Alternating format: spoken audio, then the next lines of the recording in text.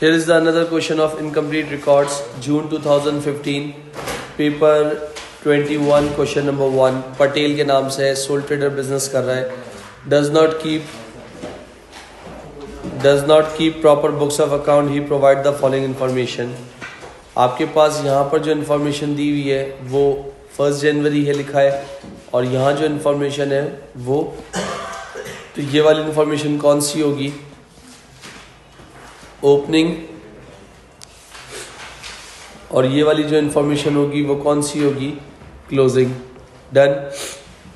इसके बाद ये क्या दिया हुआ है? एक बैंक अकाउंट दिया हुआ है. तो बैंक अकाउंट में ये वाली जो साइड है वो क्या है? डेबिट प्लस, और ये वाली साइड जो है क्या है? Credit minus. बैंक का ओपनिंग ये रहा, पॉजिटिव था, और बैंक का क्लोजिंग कितना आया है? अगर SOFE बनाना होगा तो ये कहाँ होगा? बैलेंस ब्रॉड डाउन 14,510, जो कि कहाँ आ जाएगा? बैलेंस शीट के अंदर करंट एसेट में बन जाएगा. एग्री? मुझे सबसे पहले इसके अंदर बनाना ही क्या है? इनकम स्टेटमेंट ही बनानी है. तो इनकम स्टेटमेंट बनाने से पहले मैंने कहा पार्ट ए क्या बना रहा हूँ? Income statement. तरीका बिल्कुल वही है, कॉन्सेप्ट बिल्कुल वही है. तो कॉलम नंबर 1, कॉलम नंबर 2. तो सबसे पहले निकालना क्या है? Before banking has received from cash sales, Patel took 400 per month for his personal drawings. All other payment were made by bank. तो इसका मतलब 400 इंटू पर मंथ कितना होगा? बता सकते हो? 400 इंटू 12 कितना होगा? बता सकते हो? 4,000. तो यहाँ पर क्या करूँगा? ड्राइंग्स हैं, ड्राइंग्स मौजूद हैं.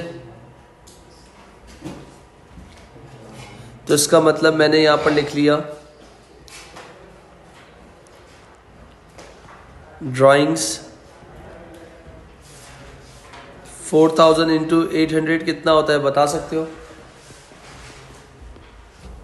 400 इंटू 12 आप कह रहे हो 4,800.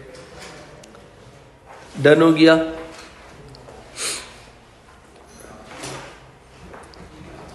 फोर 4,000 इंटू 8 आपके पास क्या हो गया बेटा? 4,800 हो गया. फिर उसके बाद क्या लिखा हुआ है? During the year he took good costing 2,600 रुपये. तो परचेजेस कम हो जाएंगी 2,600 से, और ड्राइंग्स बढ़ जाएंगी. तो ये क्या हो गया? 4,800 प्लस 2,600, टोटल कितना हो जाएगा? तो ये क्या है? तुम्हारी ड्राइंग्स हो जाएंगी टोटल.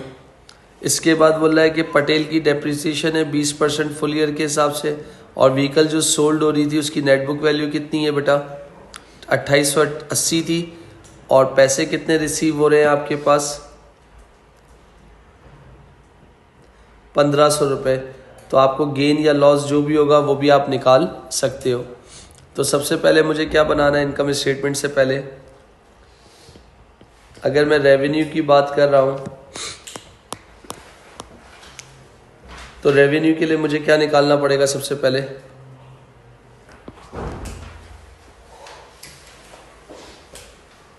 ये बना लिया मैंने डेटर्स अकाउंट. तो डेटर्स का ओपनिंग कितना दिया हुआ है? ट्रेड रिसीवेबल्स का ओपनिंग 14,670, 13,690. तो बैलेंस BD 14,670, और इसके बाद बैलेंस CD कितना दिया हुआ है? 13,690. बैंक कितने पैसे आ गए?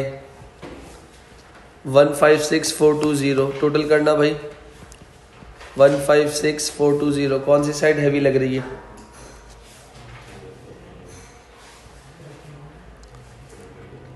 इसके बाद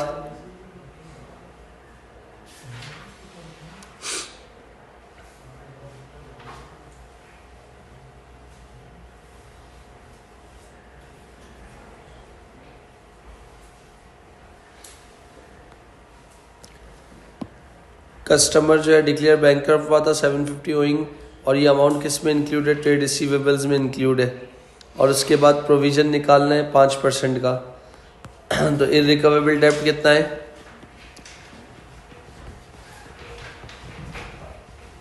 750। टोटल कर लो कितना हो गया?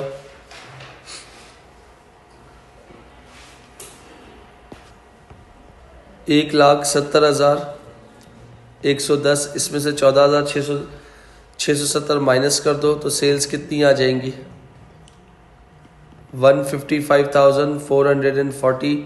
दोनों साइड्स आपकी इक्वल हो गई। CD यहाँ पर हुआ है तो BD कहाँ हो जाएगा? यहाँ हो जाएगा। कितने से? 13690। और अगर SOFE बनाने का बोलेगा तो ये SOFE में कहाँ चला जाएगा? करंट एसेट में चला जाएगा। डन। डेटर अकाउंट के बाद अगर हम बात करते हैं कैश अकाउंट, यहाँ देख लेना भाई, ये लो कैश अकाउंट। तो कैश का ओपनिंग दिया हुआ है 800, 950। तो यहाँ क्या लिख दिया? BD 800 और CD 950। इसके बाद हमने क्या किया था? सेल्स की थी, कैश सेल्स की थी। कितनी की थी? 20,700, जो कि कहाँ जमा करा दी हैं? बैंक के अंदर जमा करा दी हैं। तो इसका मतलब कैश चला गया। तो यहाँ लिख दिया बैंक 20,700। इसके बाद तुमने ड्राइंग्स कर ली थी। कितनी कर ली थी? 400 × 12 तो 4,800। एग्री। और CD कितना आया था? 950। अकाउंट को क्लोज करो। कौन सी साइड हैवी लग रही है बता सकते हो?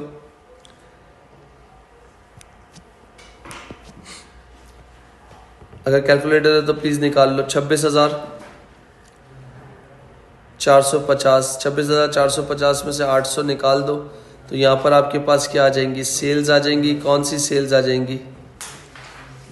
25,650। तो ये तुम्हारी कौन सी थी?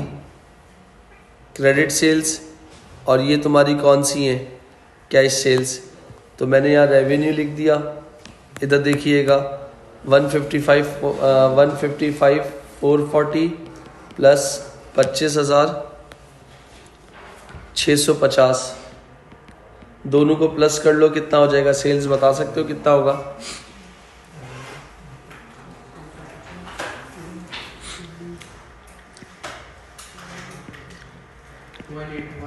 $090। सेल्स रिटर्न नहीं है, फिर क्या आ जाएगा? Cost of sales. Cost of sales के बाद क्या आ जाएगा? Opening inventory. जवाब दे दो भाई, सोना नहीं है। ओपनिंग इन्वेंट्री कितनी है? 21,750।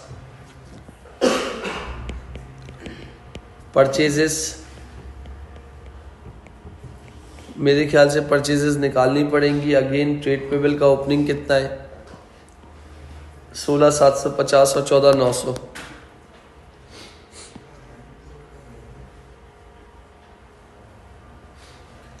तो ओपनिंग कितना है?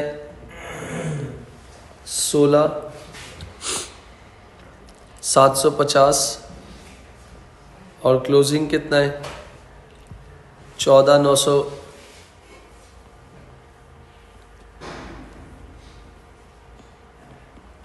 तो इसका क्या बन जाएगा? क्रेडिटर या ट्रेड पेएबल अकाउंट। पैसे कितने पे किए हैं? 109,602 109,60620। और कुछ है देख लो ज़रा, टोटल बता सकते हो कितना आएगा?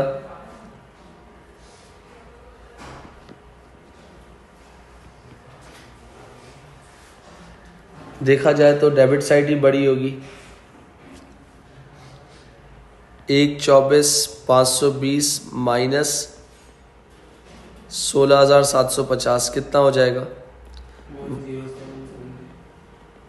दोनों साइड्स इक्वल हो गई। सी डी यहाँ पर हुआ है तो बी डी 14,900 के नाम से यहाँ हो जाएगा। तो परचेजेस कितनी आ रही है? 107,770 10770, जिसमें एडजस्टमेंट नंबर 2 में क्या बोला था कि आपने ड्राइंग्स की हैं, कितने की ड्राइंग्स की हैं? तो -2600 कर दिया। तो अब बताओ परचेजेस कितनी आ रही है फाइनल? अब बताओ परचेजेस कितनी आ रही है? 107,770 -2600। कैलकुलेटर का निकालो सब लोग। 1051 परचेज रिटर्न नहीं है, इग्नोर कर दो। डायरेक्ट क्या आ जाएगा?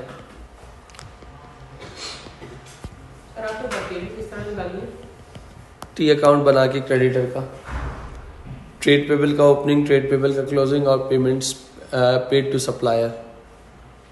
डेबिट साइड बड़ी थी, बैलेंसिंग फिगर से क्या निकाल दिया। फिर इसके बाद लेस क्लोजिंग इन्वेंट्री कितनी है? क्लोजिंग इन्वेंट्री 22,450 प्लस माइनस करके बताओ कॉस्ट ऑफ सेल्स कितना आ जाएगा?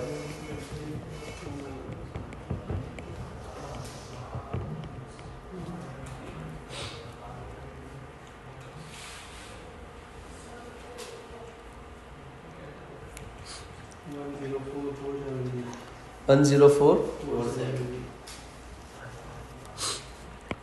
फोर 470 माइनस कर लें, ग्रॉस प्रॉफिट कितना आ जाएगा?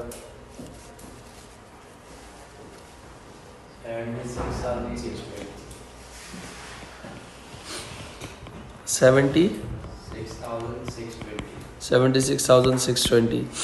अदर इनकम है सवाल में? नहीं है। लेस एक्सपेंसेस, एक्सपेंसेस में सबसे पहले आ जाओ। वेजेस दी हुई हैं, ये वेजेस पे किए हैं 22,670। और वेजेस की कोई एडजस्टमेंट है? हाँ, वेजेस ओइंग है, तो इसका मतलब इसके लिए क्या बना लो? अकाउंट बना लो, ताकि अकाउंट बना लोगे तो चीज़ें ज़्यादा इजी हो जाएंगी समझने में। मैंने कहा वेजेस मतलब पाप, PAAP अकाउंट बन गया। ओइंग का मतलब कितना है? 1200 और 1400, 1200 और 1400 डैश डाल दिया। बैंक कितना होगा? 22,670। तो कौन सी साइड हैवी लग रही है? 22,670 प्लस 1400, तो यहाँ हो गया 24,070 माइनस 1200। तो मेरा एक्सपेंस I/S कितना आ गया? 22,870। तो मेरा पहला एक्सपेंस कितना आ गया? 22,870। अगला कौन सा है? रेंट। रेंट कितना पे कर चुका हूँ? 19,000। कोई एडजस्टमेंट है? ऊपर तो नहीं है, नीचे सिर्फ लिखा हुआ है रेंट पेएबल 16,000 पर एनम। तो इसका मतलब इसके लिए भी क्या बना लो? अकाउंट बना लो, तो चीज़ें आसान हो जाएंगी। अच्छा, PAAP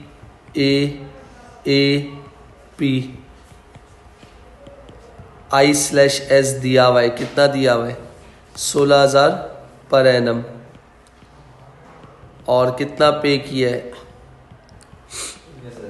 जी बेटा, पक्की बात है, गौर से देख लो। जी भाई, नहीं है। कहाँ दिया हुआ है? कहाँ दिया हुआ है बेटा? बैंक अकाउंट से ऊपर।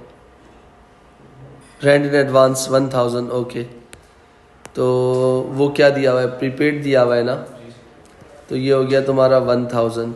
और रेंट कितना पे किया है बैंक में? 19,000। डन हो गया।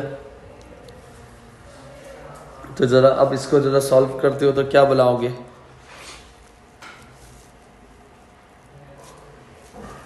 तो यहाँ देख लेना, ये साइड कितनी हो गई? 20,000। 20 में से 16 निकाल दो तो कितना आया? 4,000। तो यहाँ से क्या निकाला है तुमने? ये 4,000 फाइंड किए। इधर की 16,000 कौन सी आपने आई इसमें इनकम स्टेटमेंट? यहाँ गिवन है बेटा, एडजस्टमेंट नंबर 7 में। तो इसका मतलब रेंट 16,000 यहाँ आ गया, वेजेस हो गया, रेंट हो गया। इलेक्ट्रिसिटी में आई थिंक कोई एडजस्टमेंट नहीं है, इलेक्ट्रिसिटी में कोई एडजस्टमेंट नहीं है, 8,650। जनरल एक्सपेंस में भी कोई एडजस्टमेंट नहीं है, कितना है? 4,750। अच्छा, लॉस ऑन डिस्पोजल में भी कोई एडजस्टमेंट नहीं है। कैसे? 2,880 नेट बुक वैल्यू है, 1,500 रुपये रिसीव हो रहे हैं। कितना आ जाएगा बता सकते हो? 1380 बेटा, 1380। इसके बाद फिर रिकवेबल डेब्ट कितना है? 750, एडजस्टमेंट नंबर 5 में। फिर प्रोविजन इंक्रीज हुआ है डिक्रीज हुआ है वो देखना है। ट्रेड रिसीवेबल्स क्लोजिंग वाले कितने थे? 13,690। 13,690 माइनस 750, 13,690 माइनस 750, तो रिमेनिंग कितना बच गया? 12,940। कितने परसेंट बोला है? मल्टीप्लाई बाय 0.05, तो कितना हो गया? 647। तो जो प्रोविज़न तुम्हारा कितने से इंक्रीज़ हो रहा है? Increase in PFDD 647। क्लियर? इसके बाद मोटर व्हीकल पे आ जाओ। मोटर व्हीकल तुम्हारी कितनी दी हुई है? नेट बुक वैल्यू 7,600 है और यहाँ कुछ नहीं है। Fixer referring 6,000, 4,500। अच्छा,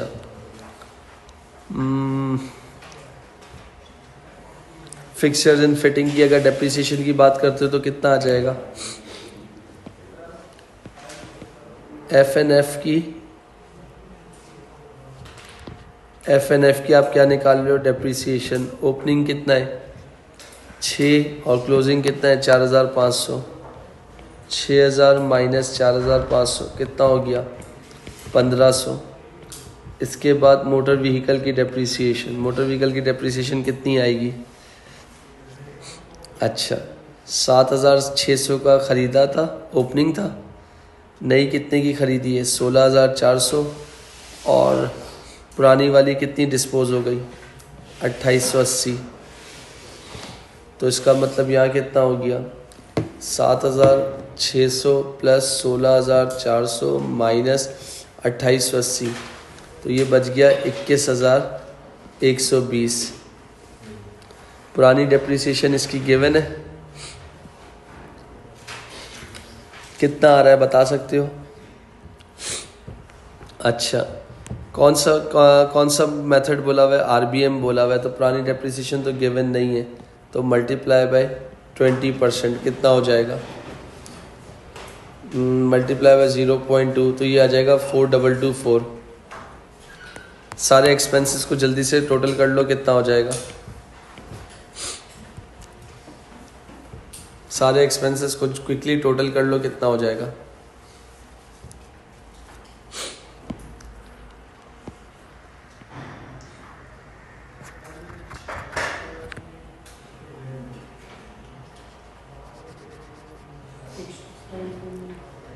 जी भाई,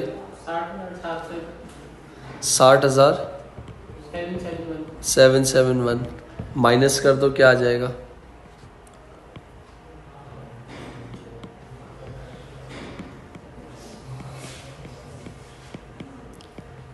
प्रॉफिट फॉर द ईयर कितना आएगा? 15,849। तो ये आपका क्या कहलाएगा? Profit for the year.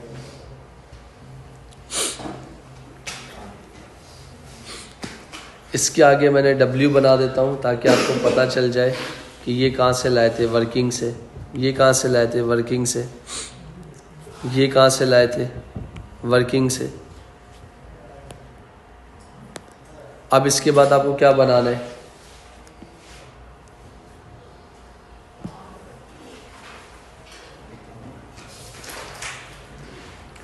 जहाँ तक मेरी अंडरस्टैंडिंग कहती है पार्ट बी SOFP बनानी है। Column 1, column 2, column 3, cost, accumulated depreciation, net book value. तो क्या हो गया, एसेट्स, नॉन करंट एसेट्स। तो एक आपके पास था मेरे ख्याल से FNF जो कि कितना था बता सकते हैं, FNF कितना था, 4500 था, क्लोजिंग के लिए बनती है। 4500 नहीं है, 4500। इसके बाद क्या था, लैंड एंड बिल्डिंग 50,000।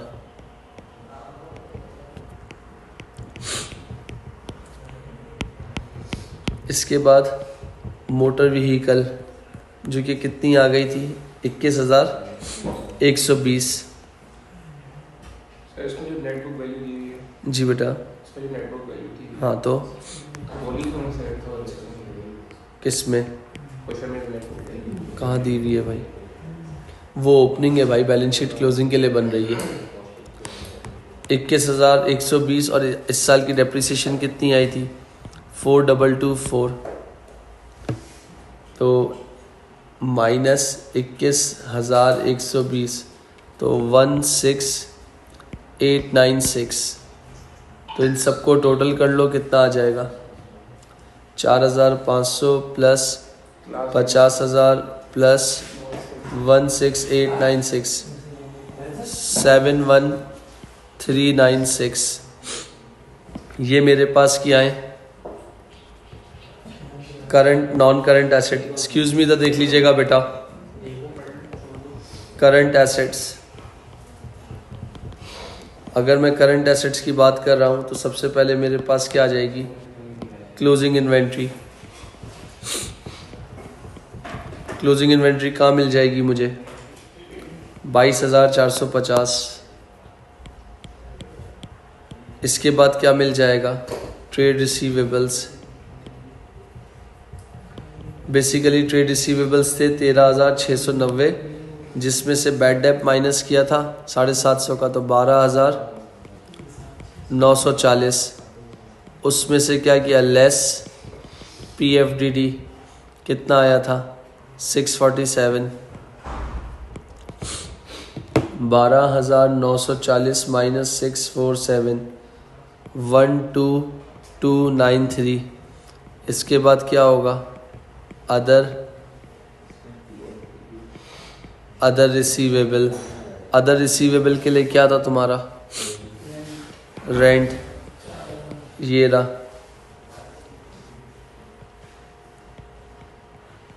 तो ये 4,000 का रेंट था। इसके बाद मेरे ख्याल से अदर रिसीवे 14,510 का बैंक था, 14,500। इन सबको अगर प्लस कर लेता हूँ, प्लस 22,450 प्लस 4,000 और कितना हो रहा है, 38,743।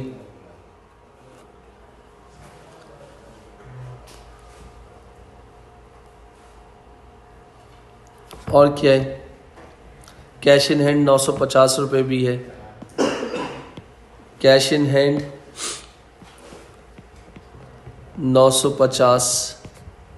तो इन सब को अगर साइड पे टोटल करता हूँ ज़रा, 22,450 प्लस 12,293 प्लस 4,000 प्लस 14,510 प्लस 950, तो ये बनता है 54,203।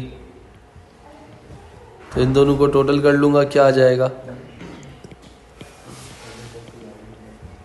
प्लस 71,396 125599। अगर जिसको नहीं पढ़ना वो क्लास से बाहर चले जाए, अपना और मेरा टाइम ज़ाया नहीं करे।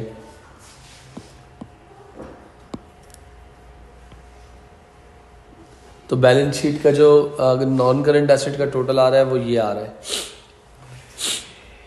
इसके बाद क्या हेडिंग डालते हो आप? इक्विटी एंड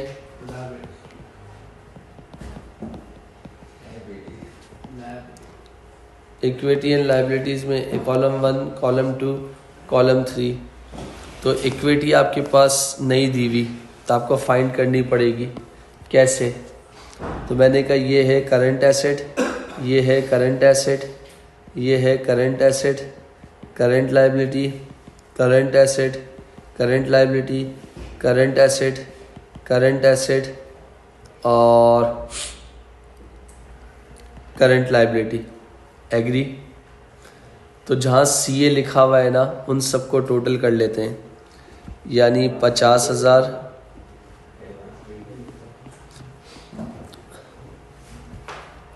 और क्या है आपके पास 5,000, ये हो गया 7,600 और क्या हो गया 14,670 प्लस 21,750 प्लस 800। इन सबको टोटल कर लो, कितना बनेगा? 1,08,20। जी भाई 120।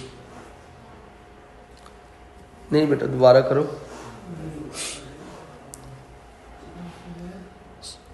और एक चीज़ मैंने डाली नहीं है, रुक जाओ। प्लस 16,980। 16,980 कहाँ से आ रहे हैं? यहाँ से आ रहे हैं। तो टोटल बता सकते हो कितना आएंगे टोटल एसेट्स?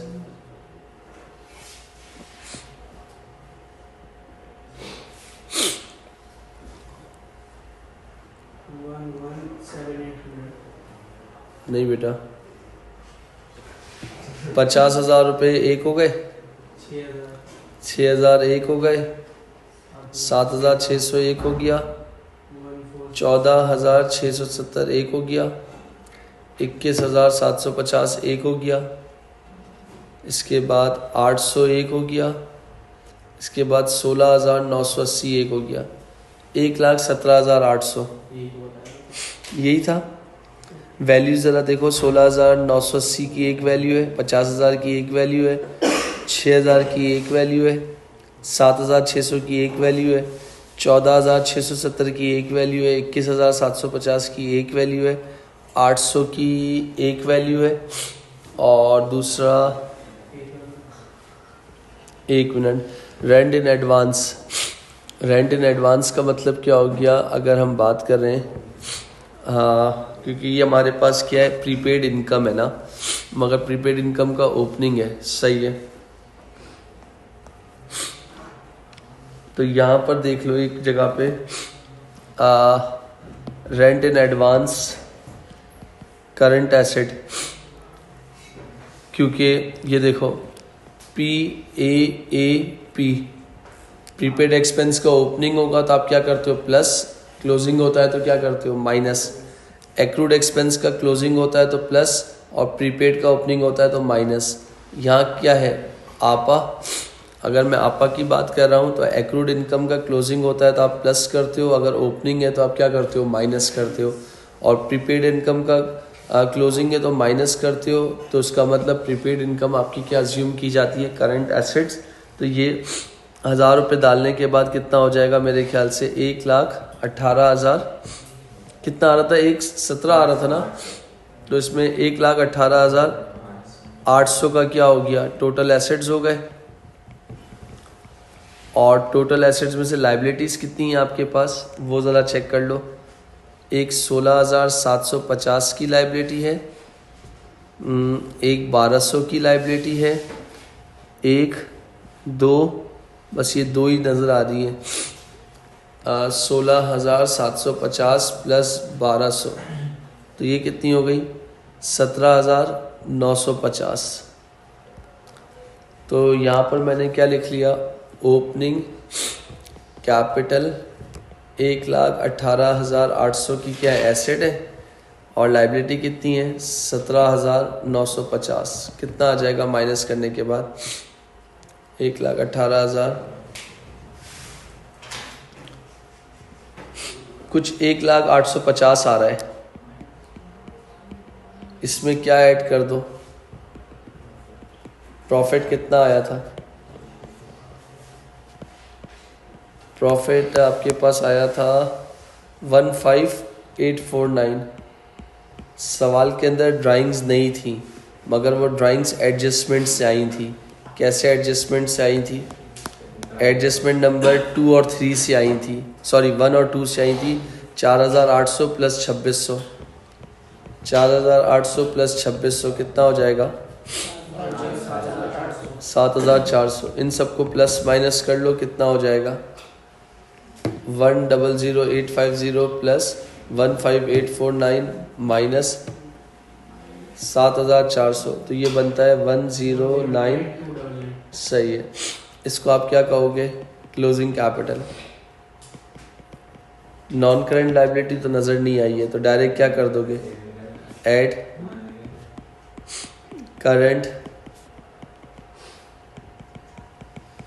Current liability. तो करंट लाइबिलिटी की अगर बात कर रहा हूँ तो सबसे पहले क्या आ जाएगा, ट्रेड पेएबल। ट्रेड पेएबल कहाँ मिल जाएंगे तुम लोगों को, ये रहे ट्रेड पेएबल 14,900, 14,900 बेटा। इसके बाद अदर पेएबल्स, बैंक भी नहीं है कैश भी नहीं है, तो अदर पेएबल्स मेरे ख्याल से एक था वेजेस के नाम से था 1400।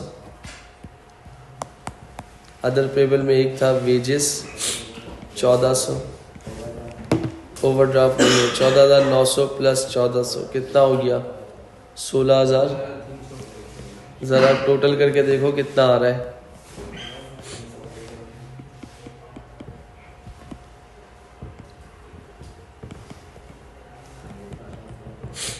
टोटल करके देखो कितना आ रहा है। 1092 जी बेटा, ये 125,599 क्या कह रहा है, 125,599 सेम आ रहा है 125,599।